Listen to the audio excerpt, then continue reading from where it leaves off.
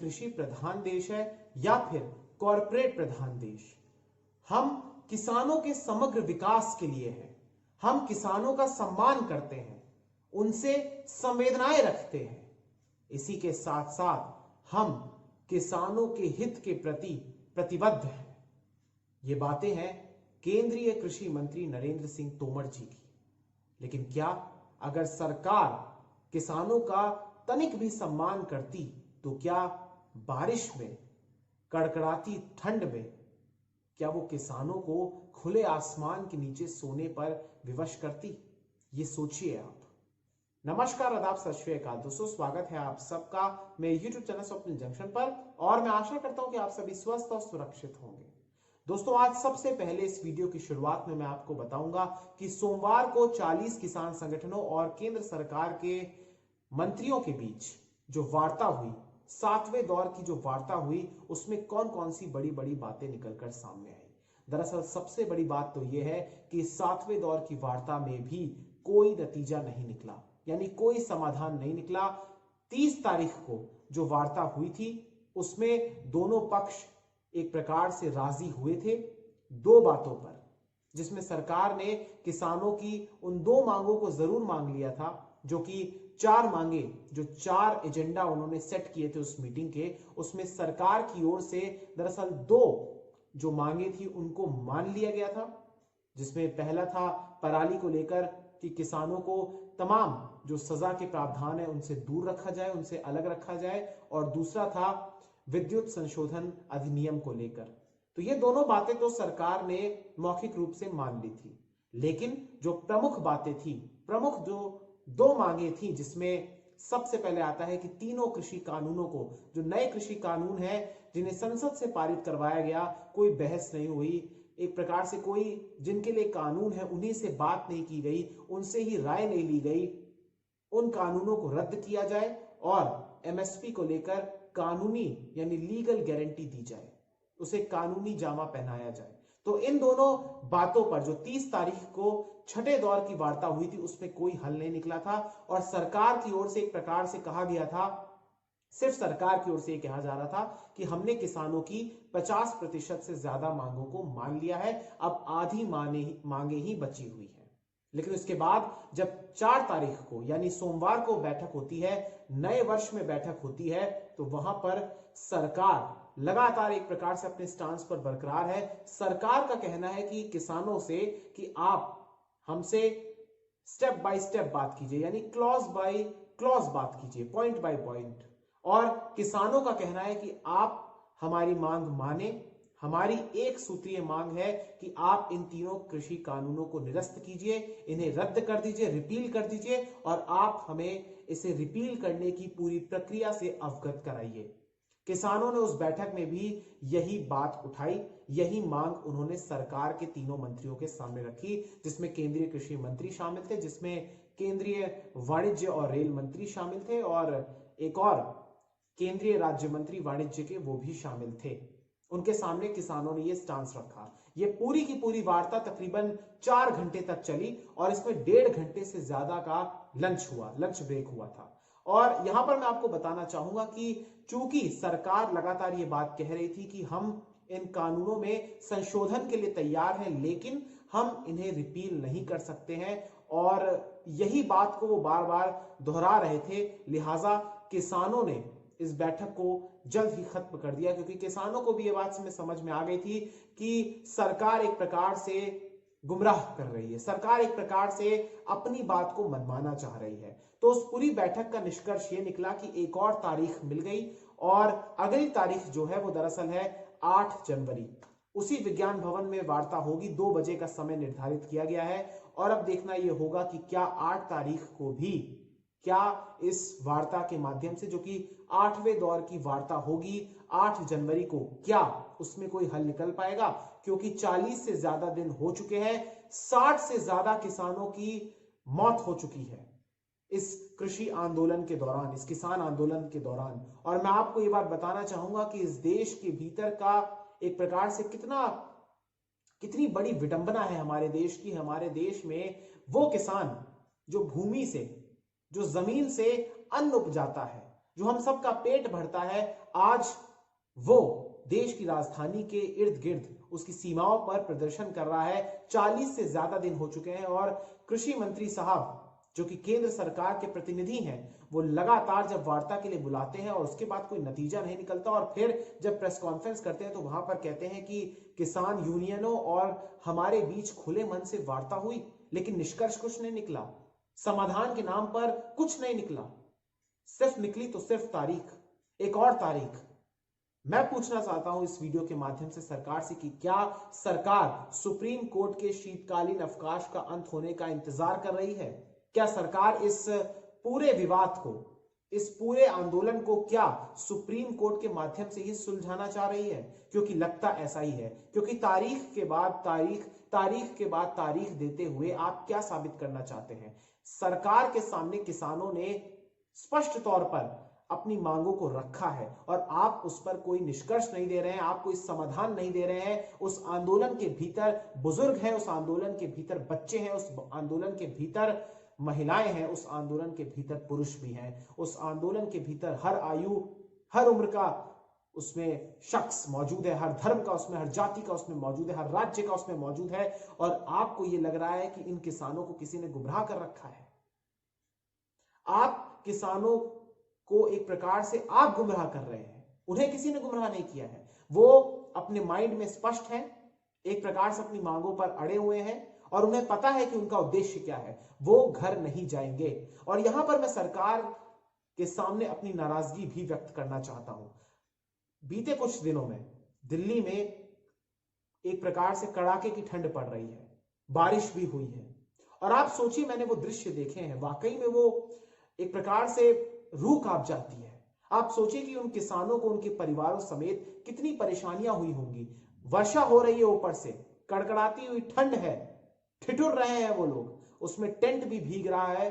और आप जानते हैं कि फ्लाईओवर्स पर जो पुल है वहां पर भी एक प्रकार से पूरा टेंट का एक, आप ऐसे समझिए कि छोटा सा एक बस्ती ही बस गई है वहां पर, एक छोटा सा शहर ही वहां पर बस चुका है।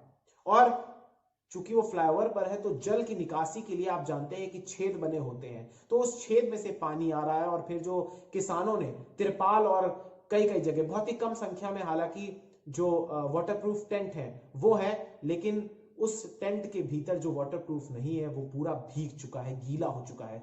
जो जमीन पर जो गद्दे बिछे हुए हैं या फिर उसके ऊपर जो रजाइयां बिछी हुई हैं वो तमाम चीजें भीग चुकी हैं। और आप सोचिए कि जब सुबह बारिश हुई दिल्ली में तड़के, तो फिर आप सोचिए कि वो किसान किस स्थिति में रहे होंगे। वो हो सकता है कि एक प्रकार से सुरक्षित स्थान की तलाश में, जहां पर वो भीग ना सके, वो किसी और टेंट में शरण लेने के लिए गए हों। ये दिन आपने किसानों को दिखा दिए। इस देश का किसान वैसे भी कैसी हालत में अपना जीवन यापन करता है, इस बात से कोई अनजान नहीं है। फिर भी आपने देश की राजधानी के पास आपने इस तरीके की हरकत करी, ये वाकई में दुखद है। चाहे इसकी मैं मानवीय पक्ष से बात करूं या फिर इसकी कानूनी पक्ष से मैं बात करूं, आपने देश के नागरिकों के साथ ऐसा किया। भूल जाइए एक पल के लिए कि वो आपके कानूनों के खिलाफ आंदोलन कर रहे हैं, लेकिन आपने उन्हें बारिश में भिगा दिया। मैं आपसे पूछना चाहता हूं कि क्या कोई पूंजीपति अगर इस प्रकार से आंदोलन कर रहे होते तो क्या आप उन्हें भी इस तरीके से आप छोड़ते? आप वार्ता के लिए लगातार किसानों को बुलाते हैं, हर बार हमने ये दृश्य देखे हैं। 8 बार की वार्ता, माफ कीजिएगा 7 बार की वार्ता हो चुकी है। और अगर गृह मंत्री अमित शाह जी के साथ भी मैं उस वाली वार्ता को भी ऐड करूं तो 8 बार की वार्ता हो चुकी है। और हम ये दृश्य देखते हैं कि बसों में बैठकर किसान, जो किसान यूनियनों के प्रतिनिधि हैं, वो लगातार आ रहे हैं और फिर उसके बाद जब शाम होती है कोई हल नहीं निकलता है। और इस बार तो मैं आपको यह भी बताना चाहूंगा कि जिस प्रकार से 30 तारीख को केंद्रीय मंत्रियों ने किसानों का जो लंगर था उसी को ग्रहण किया था, इस बार तो वो भी नहीं किया।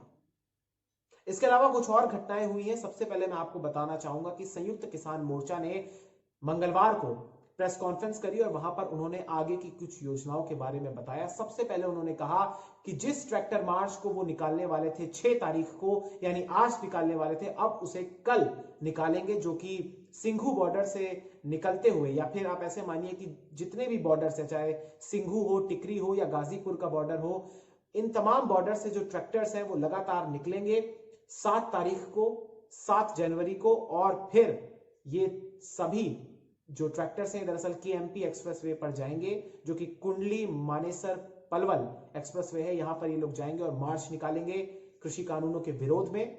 इसी के साथ साथ मैं आपको बताऊंगा कि 13 तारीख को कृषि कानूनों की प्रतियों को जलाकर एक प्रकार से लोहड़ी उस दिन मनाई जाएगी, और ये एक प्रकार से उन्होंने कहा है, एक दिवस के तौर पर उसे मनाने का भी ऐलान किया है किसानों ने। इसके अलावा वो इस बात पर भी विचार कर रहे हैं कि 26 तारीख को यानी गणतंत्र दिवस के दिन ट्रैक्टर मार्च भी निकाला जाए। इसके अलावा उन्होंने ये भी कहा है कि अब वो देश के अलग अलग हिस्सों में जाकर इस कानून के प्रति लोगों को जागरूक करेंगे और इस आंदोलन के प्रति लोगों को जागरूक करेंगे कि आखिर ये जो किसान आंदोलन कर रहे हैं, आखिर इनकी मांग क्या है सरकार के सामने। इसके अलावा एक महत्वपूर्ण बात और आपके लिए जानना जरूरी है कि दरअसल रिलायंस ने पंजाब और हरियाणा हाईकोर्ट में अर्जी दायर की है और उन्होंने मांग की है कि आप हस्तक्षेप करें। हस्तक्षेप इस विषय में करें क्योंकि आप जानते हैं दोस्तों कि पंजाब के भीतर दरअसल 1500 से ज्यादा जियो के टावर्स को नुकसान पहुंचाया गया था कुछ उपद्रवियों के द्वारा। तो यहां पर रिलायंस कंपनी दरअसल एक प्रकार से हाईकोर्ट का दरवाजा खटखटाया है और उन्होंने एक प्रकार से कानूनी तौर पर शरण मांगी है, उन्होंने हस्तक्षेप करने की मांग की है, जिस पर हरियाणा और पंजाब हाईकोर्ट ने पंजाब सरकार को नोटिस भी भेजा है।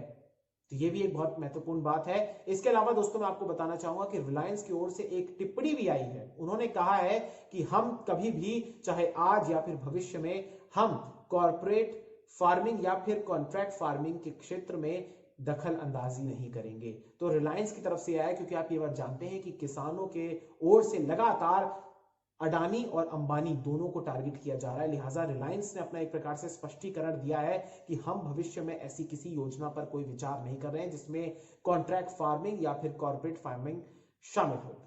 तो ये दोनों बहुत ही अहम बात मैंने आपको बताई है। इसके अलावा दोस्तों एक बात मैं आपको और बताना चाहूंगा कि अब 8 तारीख को अगली बैठक है और उससे पहले कल पंजाब के भारतीय जनता पार्टी के नेताओं ने भी प्रधानमंत्री नरेंद्र मोदी से मुलाकात की है। और आपको ये बताना एक प्रकार से आप ये समझ ही गए होंगे कि बताने की कोई जरूरत नहीं है कि वो किस विषय पर बात की होगी, क्योंकि पंजाब के भीतर की सच्चाई और पंजाब की राजनीति से जो वहां पर एक प्रकार से आंदोलन चूंकि तेज हो रहा है, तो बीजेपी के जो वहां के स्थानीय नेता है वो भी चिंतित है अपनी जमीन को लेकर। तो उन्होंने कल प्रधानमंत्री से मुलाकात भी करी।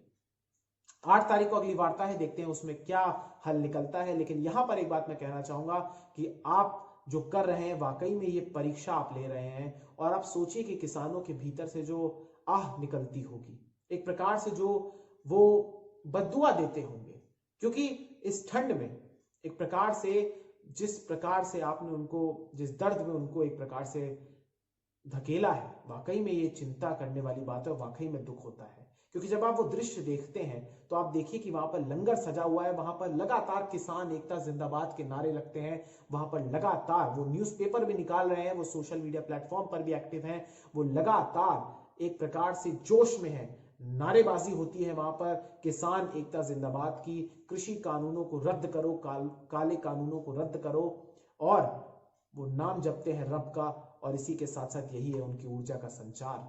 आप उनके हौसलों को नहीं तोड़ सकते हैं, आप उनकी बात माने और शीघ्र माने, यही मेरा आपसे निवेदन है। इससे क्या होगा कि इससे आपकी भी एक प्रकार से एक छवि बनेगी और आपका भी मान बढ़ेगा देश के भीतर। और जो किसानों को समस्या हो रही है, खैर ये तो मैं कह नहीं पाऊंगा, ये मैं कहना भी नहीं चाहता कि जो 40 दिन से ज्यादा वो लोग एक प्रकार से आंदोलन कर रहे हैं उसको तौला नहीं जा सकता इस हाँ या ना से। लेकिन यहां पर मैं कहना चाहूंगा कि कम से कम कुछ हद तक उनका दर्द जरूर कम होगा, उन्हें लगेगा कि उनका आंदोलन करना सार्थक रहा अगर सरकार उनकी बात मान लेती है। किसानों के पास ठोस प्रस्ताव है, किसानों के पास ठोस तर्क है, वो जानते हैं, उन्हें लगता है कि कॉर्पोरेटीकरण इसका हो जाएगा और पूंजीपति एक प्रकार से निर्धारित करेंगे कि वो क्या उगाएं। और फिर इस देश के भीतर की सच्चाई यही है कि एक ऐसा क्षेत्र जो कि पिछले वर्ष की जो जीडीपी के आंकड़े आए थे, जो वो पॉजिटिव था, क्या उस पर भी इस देश की सरकार की नजर है कि क्यों ना उसे भी हड़प लिया जाए, यानी सोने वाली मुर्गी को क्या काट दिया जाए। बहुत बहुत शुक्रिया, बहुत बहुत धन्यवाद। जय हिंद, जय भारत, वंदे मातरम, इंकलाब जिंदाबाद, सत्यमेव जयते। नमस्कार।